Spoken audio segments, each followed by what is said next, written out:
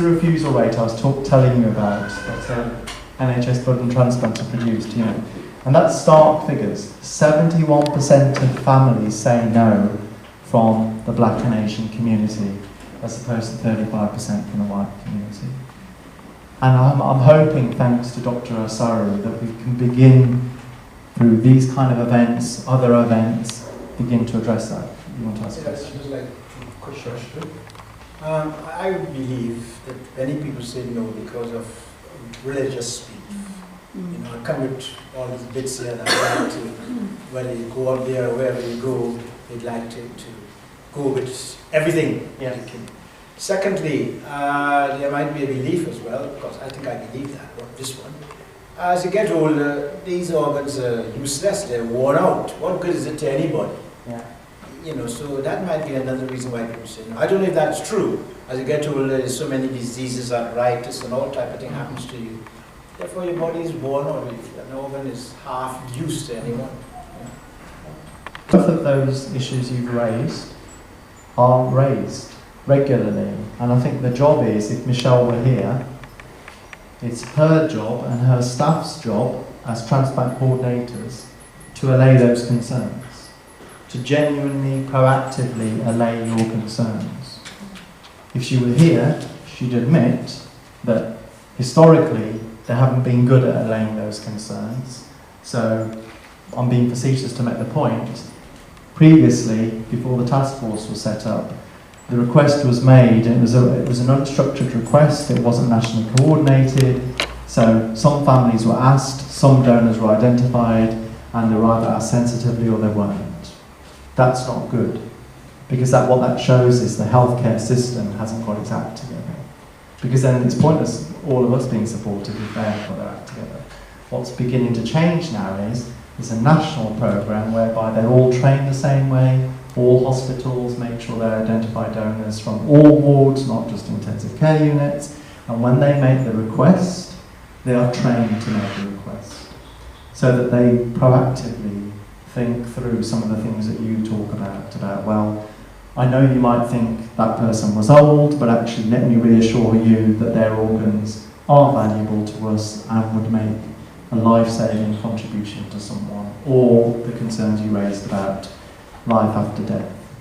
So I don't think that, that they're concerns that people genuinely have, but I think health professionals have a huge duty to proactively engage with people about those concerns. So I think in the future, hopefully that will change, which is why there's now a national transplant coordinator system.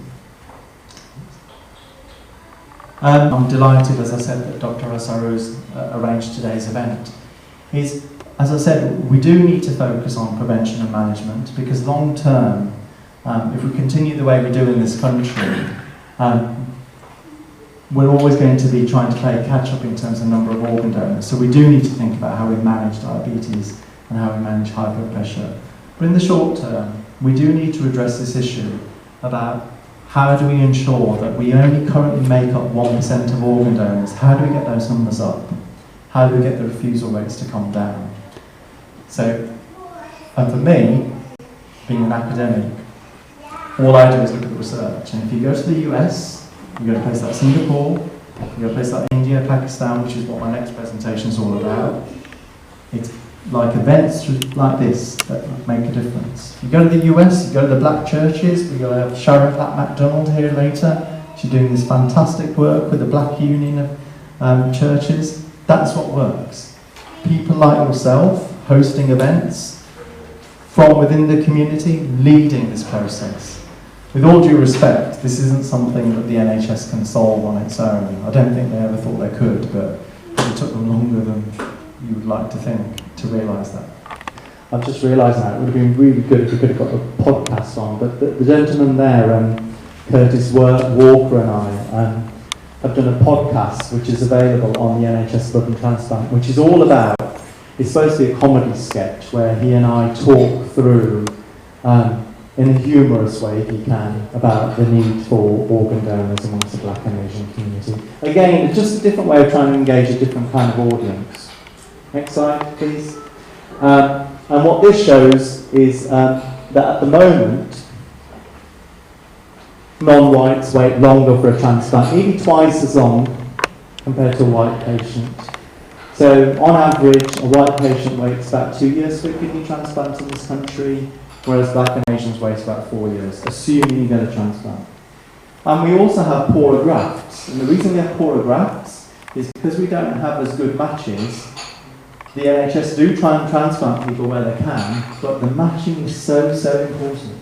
So yes, you can use marginal donors, and you can get a transplant, and to be honest, most people who are waiting on dialysis would probably take that risk. But it's not ideal.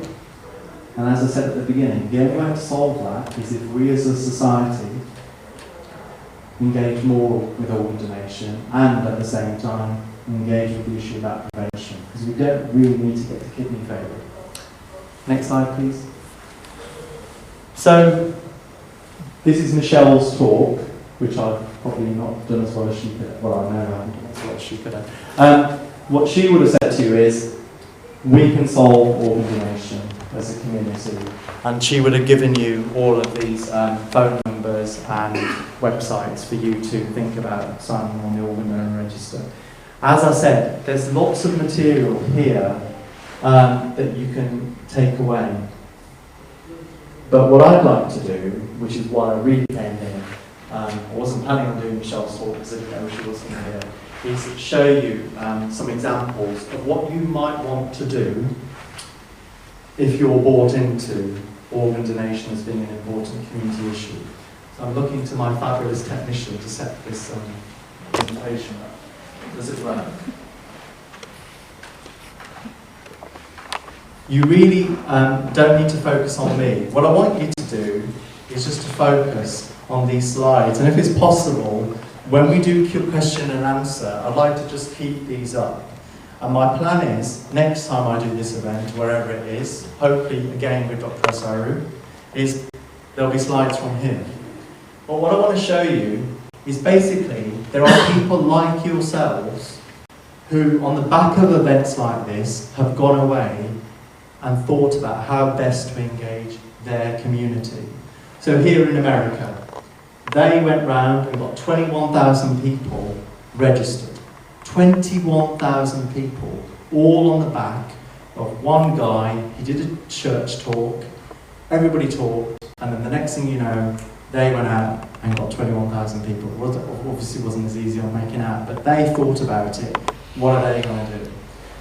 Here's Vauxhall, obviously a bit outdated now because as we know they've changed the company and they might, if they're really unlucky, be out of business.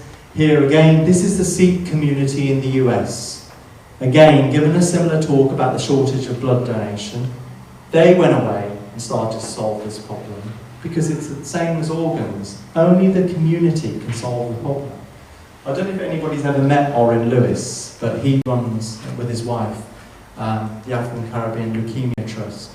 Absolutely inspirational people. They lost their son a couple of years ago. But they've gone away and engaged with huge amounts of African Caribbean communities, mainly in London, but again all around the world, trying to solve this problem, and there are photographs of Dan. And here's some other ones from other parts of the world. But essentially what I want to show you is that it doesn't matter which continent you're from, and what skin colour you're from, and what faith you're from. People have begun to realise that actually when it comes to organ donation and blood donation, the health service is kind of limited in what it can do because we are totally dependent on you, I, family and friends engaging with this issue, you know? And then we can then start to impose demands upon the health service saying, you know, we've done our bit, we've got people registered, you now need to start transplanting us, you know? But at the moment, that debate's the other way around because there's so high a refusal rate. So we can begin to change that. And what I want to do is just leave that running for a while I happily take questions and answers. But I just wanted to show you that people do go away and solve these issues because they realise that actually I know someone, might be through schools, might be through work, might be through their community groups, that they know can engage better. Might be celebrities, I have no idea. Secrets walked in, but we were talking about this yesterday. It could be all sorts of people that you know